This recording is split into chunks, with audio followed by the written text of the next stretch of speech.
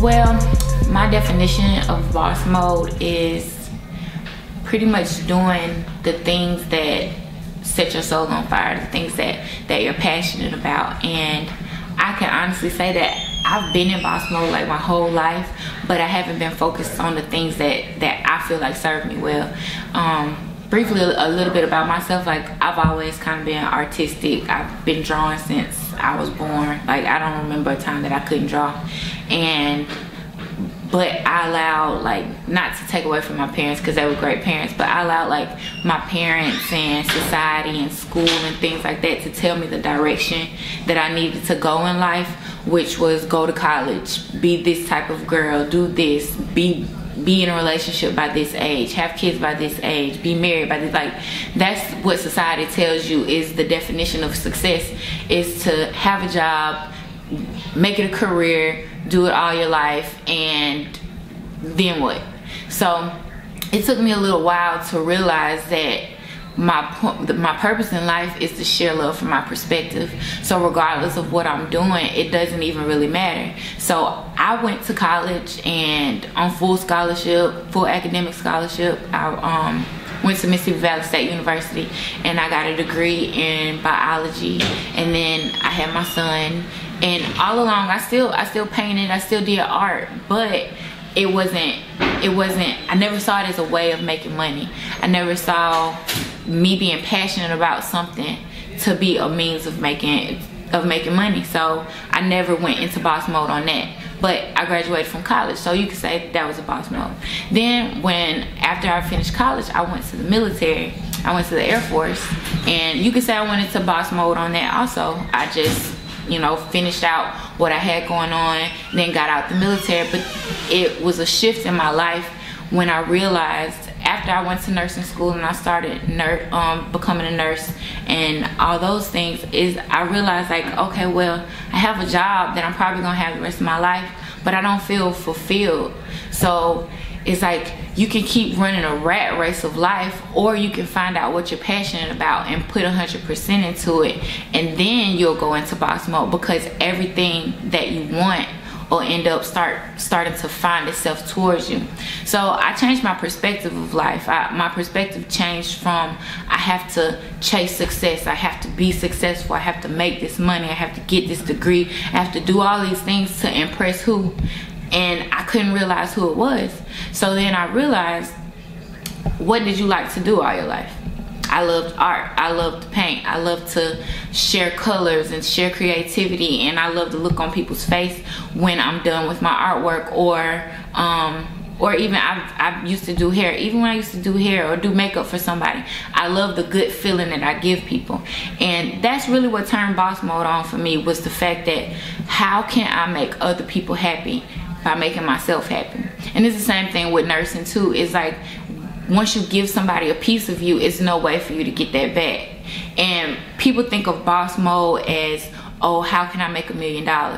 But the way I see it is once you find happiness, then the money will come, because money is just residual of happiness. Because if you have money and you don't have happiness, then you're not gonna feel fulfilled. You're gonna be depressed. You probably will commit suicide, like a lot of rich people do, that don't have any fulfillment in their life because they're not happy.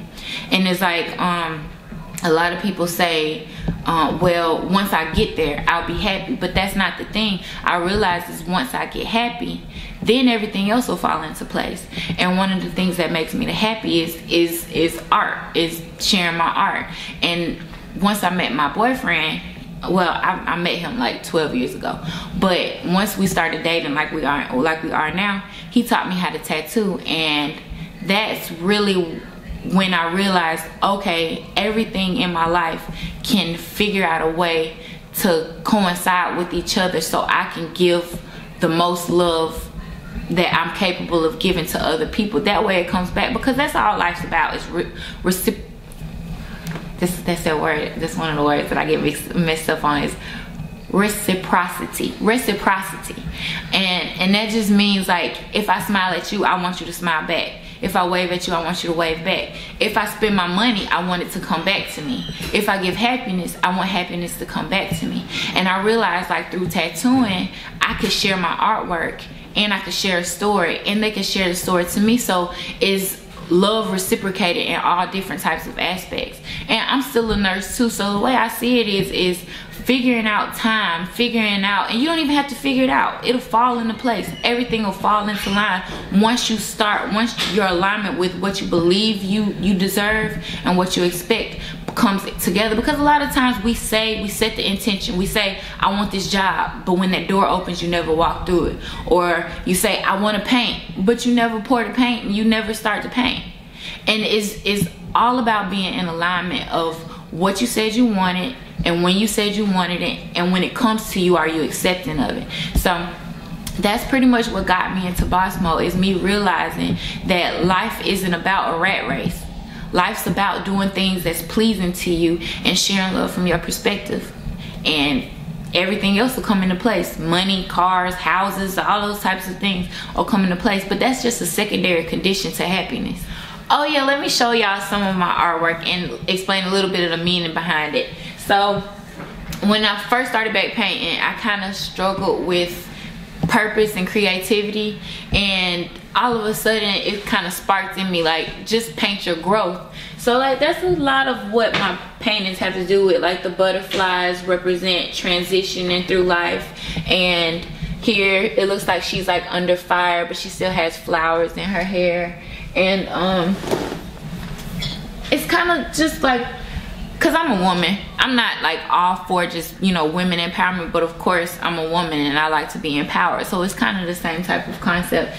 And I think my artwork shows happiness and it shows growth, because like this one here, I call it grounded, because even though you might have rocks in your life and stuff like that, those are what stabilize you, those are what helps you grow, and glitter comes out. So yeah, so I would explain my artwork is happy, inspiring, and empowering.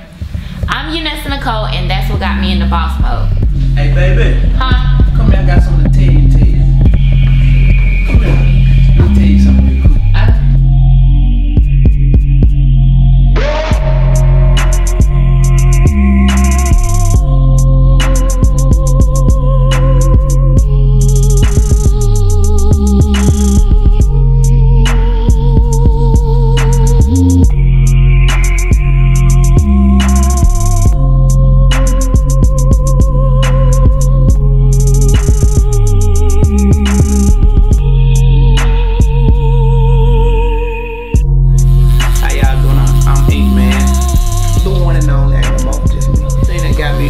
Boss mode was, the more and more I read, the more and more I started to understand how I was controlling my life based on what I thought about and what I felt about. Because when you feel hungry, you eat. When you feel sleepy, you sleep. When you feel like you gotta pee, then you find a bathroom. And what that allowed me to see was that all my feelings were dictating my actions, and all of my feelings was based on the thoughts and the memories that I held about the things around me. Whether it was money, believing that money is hard to get, whether it was believing that I wasn't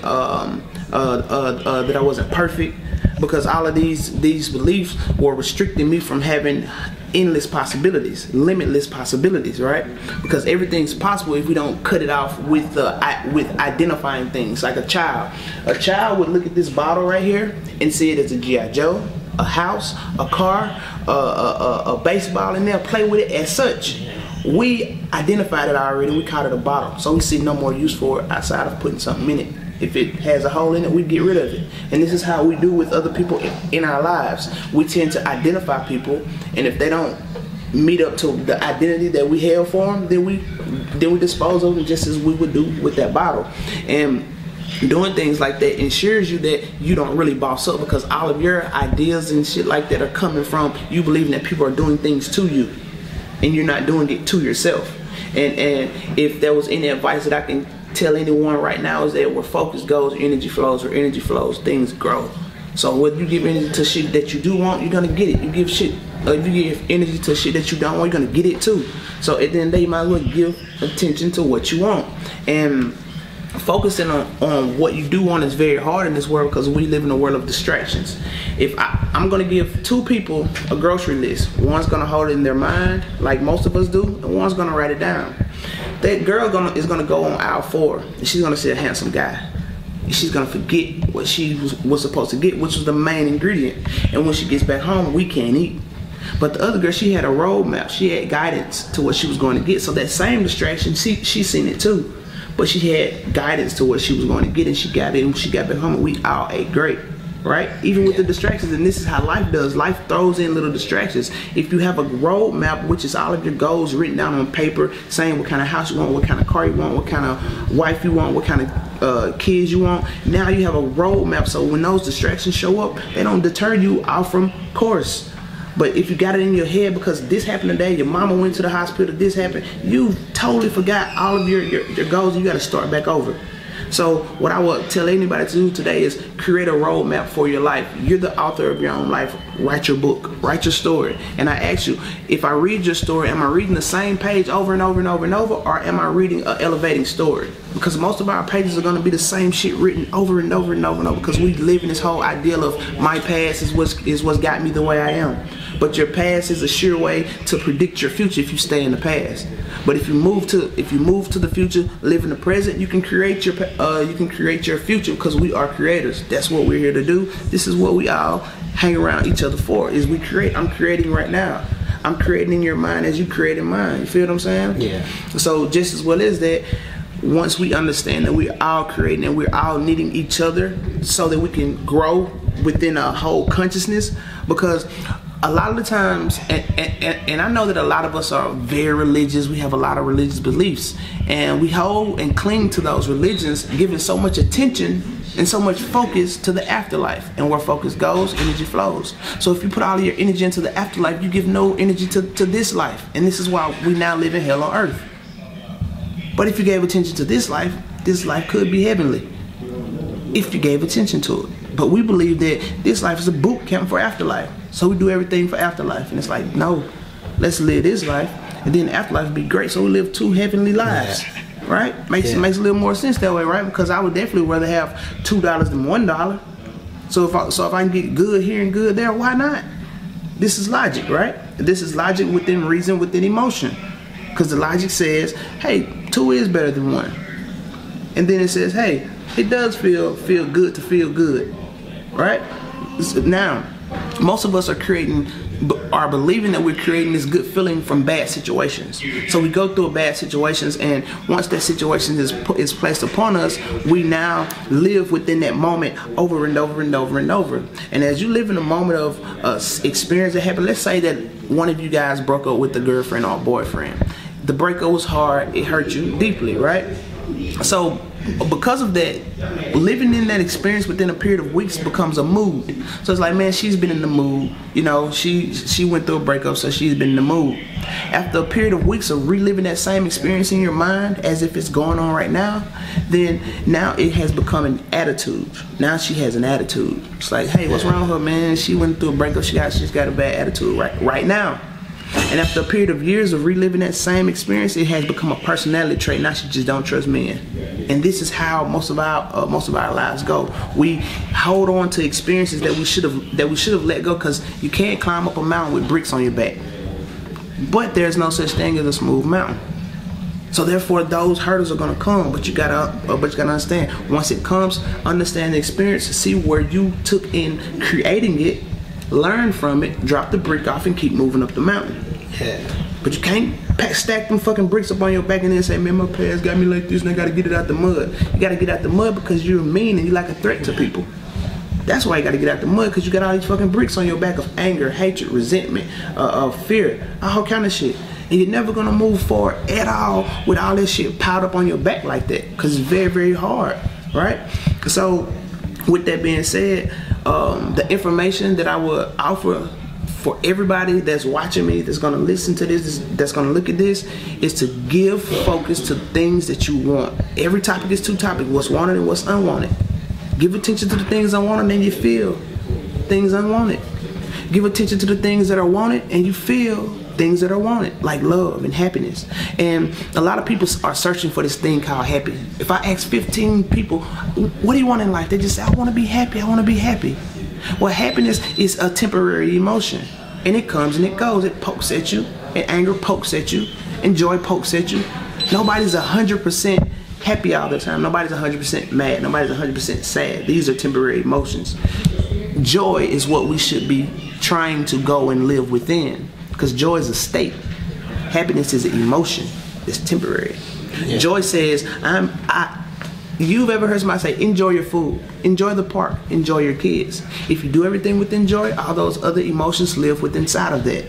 So the happiness, the excitement, the love, the play, all that lives within joy. So if you talk within joy, you work within joy, you play within joy, then life is happy and life is good. So the thing that we now are going to strive to do is to just enjoy. And enjoying is on this end of the stick. Misery is on that end of the stick. You can't be miserable and enjoying it at the same time. There's no way. It's kind of being happy and mad at the same time. You can't do it. They're two opposite emotions on two opposite ends of the stick. So when you see things and you see things that are unpleasant to you, understand that you're only giving attention to the things that you don't like. Shift your attention to something that you do like about that unpleasant thing that you see. Whether it's the color of the shirt, the shape of the nose, find something that you love about it, and then you will now start to experience a joyful life. And you can live a good 365. Other than that, enjoy your day. Feel me? Yeah. Inkman way. Ass ink. And that's over there. That's my baby. I'm glad that she brought you out to me. I appreciate that, man. Let me talk to the people. I can go on for days, but I don't want to overload the brain. You know, I know it takes time to process information. Listen with the intent to understand, not the intent to reply. Always gets you a lot further. Like you said, think. Focus on what you want, and it's just gonna come to you. Focus on what you want and it'll come. Just like he was a direct manifestation of what me and her were manifesting. Yeah. He says, hey, let me contact her and let her know that, hey, I do this. I have this kind of network. I am X, Y, and Z. And it's like, hey, we were looking for that, but we didn't reach out. The universe brings you and links you with those who are in alignment with what and who you are. Because everybody in this world, if I wave, you wave. I smile, you smile. I yell, you yell. I frown, you frown. I hit you, gonna hit me back. So at the end of the day, you're a mere reflection of me. Everything that I do, you mirror reflect it right back to me. And if you have things and people in your life that you don't really like, then they're just mirror reflections of who you are. So anybody that you can point out and blame about something, that's something that you need to work on within yourself. Because these people are giving you back you. And when you see yourself in the mirror, it kind of angers you a little bit. And everything that we're dealing with internally, understand that it's internal. You look at that tree outside and you see leaves and stems and bark and shit like that, but when you really see the truth of that tree, it's just a reflection of the ground. Just like everything outside of your life is just a reflection of what's going on inside. Just like that tree is a reflection of what's going on inside. So a lot of the truths about life that we hold are just lies that we tell ourselves, and we believe our own lies.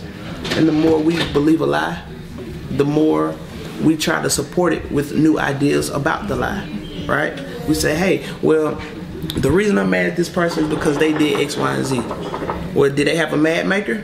Does he have a sad maker? Did he pass out a bag of mad? No. Okay, so how the fuck did he make you mad? Nobody can make you mad. Nobody can make you anything. You choose to become mad. You choose to become sad.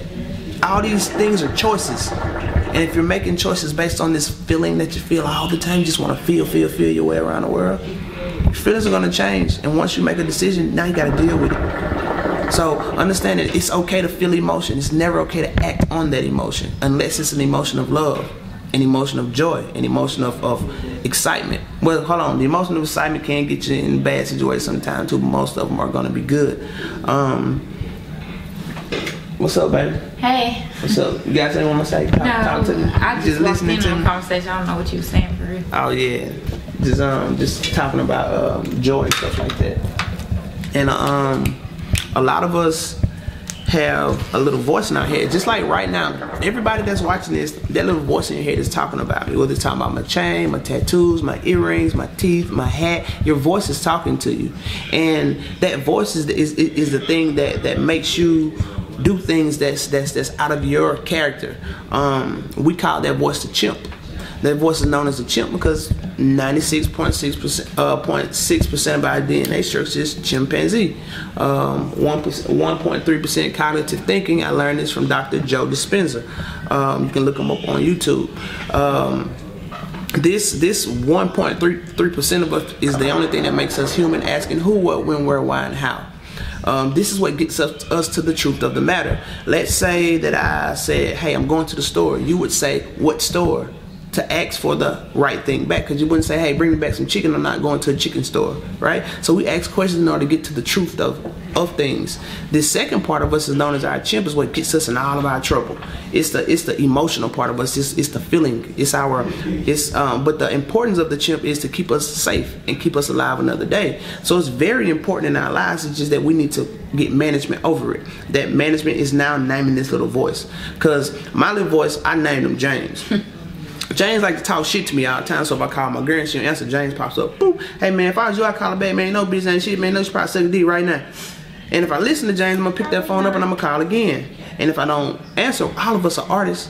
So what James does is James start painting me a picture, vivid ass picture. I'm talking about James a motherfucker. This nigga's Picasso. But what James never does is put faces on any of his pictures. He only paints the picture but never adds a face to it, because now this is how we understand we're making it up. And because we believe to be ourselves to be that voice, when she does answer, you snap, fuck it up, ah, and you responding to the picture that you painted. That the chimp painted. The chimp painted that picture for you to respond to. And now as we respond to it, now what tends to happen is that human side of us, which is the who, what, when, where, why, and how, has to suffer for what the chimp has done.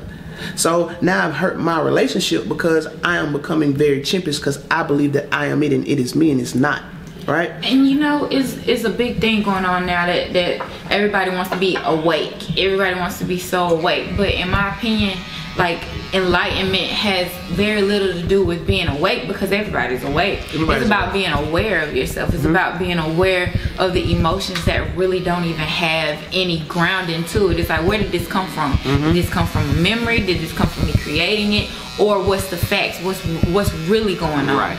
And I think that's the part that'll keep people out the most trouble, is realizing when it's their chimp talking and realizing when it's an actual situation. Girl, I'm so glad that you said that. I'm gonna help you guys understand when this chimp is talking to you. The chimp speaks in I feel. It just feels its way around things. It's like if a guy went out and he went and punched somebody, and what the chimp does as well now is it makes irrational reasonings for its behavior. So when you do some shit, you're gonna throw out some dumbass reason like, hey man, what you punching me in the face for? Man, nigga, look at me crazy. Like, bro, the fuck? That ain't no reason to punch nobody in the face. So this is what the chimp is doing to you, because the chimp is working on its feelings. So listen to yourself when you speak and I feel. That's not you speaking anymore. That's that chimp, and that chimp's about to get you in some trouble. Because the chimp is only used to keep us safe and keep us alive another day. This is your chimp's job. Let's say that all of us went to the club and gunshots ring out. Pop, pop, pop. Everybody says, fuck. The chimp says, run, this could kill us. And we take off running. Once we realize that we're safe, the chimp has done its job and it goes back inside. Then the human shows up, which is the who, what, when, where, why. And we sound like this. Hey, everybody, all right? Who was shooting? What they were shooting for? Anybody get shot? The human now has shown up to ask questions about what has happened, but the chimp kept you alive because it done its job, and that's when you use it. Don't let your chimp come out in traffic. Don't let your chimp come out in a conversation. Don't let your chimp come out just because someone doesn't agree with you, because it's not a life or death situation. This is what your chimp is used for. So when we let our chimps come out in non-life or death situations, then we end up in bad situations. Case in point. The chimp believes that this is that and that is this. Let's say if you guys met me and I looked at you like this, and I turned around and I walked off. The chimp gets that information first because it has to keep us alive. It has to get the information first to let the human know, hey, this is a life-threatening situation, right? So because you see that face, that chimp only works on what it feels and it makes assumptions. Basically, if something was coming at her head and she was ducking, we would duck too, because the chimp has to assume that what's hurting her is gonna hurt me, right? So because of that, they looked at that face and they said, the chimp started making irrational reasons. The fuck you look at me like that for? He know me from somewhere? Did I do something to him? And if I come back and you don't ask me anything, the chimp has now taken over. And now you don't like me, you got an ill feeling towards me, you don't want to get your tattoo done. But if you let your human show up, which is 96% of the time, it's supposed to be present because we're making rational decisions here. You say, hey, Ink, you looked at me weird, is everything okay? I say, yeah, I got in an accident a while back, my face turned the screens up on the side, ain't nothing, don't worry about it. Now you've avoided a whole situation just by letting your human get to the truth of the matter and not becoming totally chimpish, not becoming totally emotional. Because once that chimp gets out of his cage, we become emotionally unstable. And it's very hard to calm a chimp down because a chimp is 10 times stronger than a human. So if you arm wrestle with this chimp, you're going to lose. This is that ping pong match in your head. Do it, don't do it, say it, don't say it, blah, blah, blah. So what you want to do is understand the emotion, feel the emotion within yourself, and then rationalize that emotion and say, is this emotion real? Let your human step into play and say, is this emotion real? Is this emotion coming from something that's actually going on, or is it coming from the way I'm perceiving this situation to be? Because most of the ways that we perceive all of our situations are usually going to be from a negative notation because we're trying to keep ourselves safe. And to relate it back to like being in boss mode, it's really kind of hard to be in boss mode and allow yourself to keep making irrational decisions, to keep getting in situations that aren't ideal for you, because you end up spending money that shouldn't be spent. You end up getting in arguments that you don't need to be in. You end up going to jail over things that never even really should have even happened. Because you can't control your emotions. And not even control it, because it's hard. You can't control something that's been there since before you were even all the way developed. So it's all about managing. It's about when I'm processing the thought. Because like even like in the Bible it says in the beginning was the Word, and the Word was with God, and the Word was God. So in the beginning it's in your head, it's in your thoughts, then it's with you, then it comes out and it shows out into actions. So it's like before you go into your action mode, where is this feeling deriving from? Because like I said out there, like to me the purpose in life is to share love from my perspective. Yep, love is two feelings, is love and the lack thereof, honestly, because love, everything else that's positive falls under that. Yep. Everything that's negative that falls under the lack of love. Yep. And that's the same thing as good and God. Good equals love. Good, drop a O, that's God. So it's like it's the same thing. Walk in godliness, walk in Christ, be Christ-like. Be just like all the leaders that's over certain religions, like Buddha and the gurus over time, and Krishna, Muhammad, all of those people. The difference between the general population and those people where they were able to control their emotions and walk in love majority of the time. And it's kind of hard to boss up if you can't walk in love majority of the time, because you end up taking a lot of losses that you really didn't even need to take. And that's when you get disconnected from the God within and start looking for God outside. Because as you disconnect yourself from love, the world becomes dark, because our love is light. Light has information in it. This information has love stored in it. So when the sun impregnates the world, it's impregnated through light with information in it. And that light and that information in that light, the world knows exactly what to do with it. It knows to make a lemon tree with light. Because let's try to plant something and give it no sun, it'll never grow. Has no information. Right? So our love is that light source. We are beings of light. And the more you detach yourself from the world, the darker the world becomes. The more untrusting people look, the more things look dirty. Because if I'm full of light, we can go outside and look at the same field and see two totally different things. I see a yellow pretty flower, and look at the greenness on that tree right there. And look how brown and pretty the bark is. You see an ant bed, dog shit, and trash. Right? And it's because you're living in the world that you've detached yourself from this God within, because you're looking for God outside. And you're either an illuminator of situations or you're a reflection, one or the other. So you walk into a room, you either can be the light, the illuminator, and say, wherever I go, I'm happy. Wherever I go, I bring joy. Or you can walk in a room and wherever I go, I bring shit. One or the other. Right. So, but it's still a choice. Yeah, like basically, to add to what she said, is to either be that mirror or be that illuminator, in a sense of, you can go in a room full of negative people and you can choose to mirror those people and become negative with them, or you can choose to become that light and let them see the positive side of whatever they're looking at negative. Right? So it's like, such and such died. Well, you know what? He's not in pain anymore.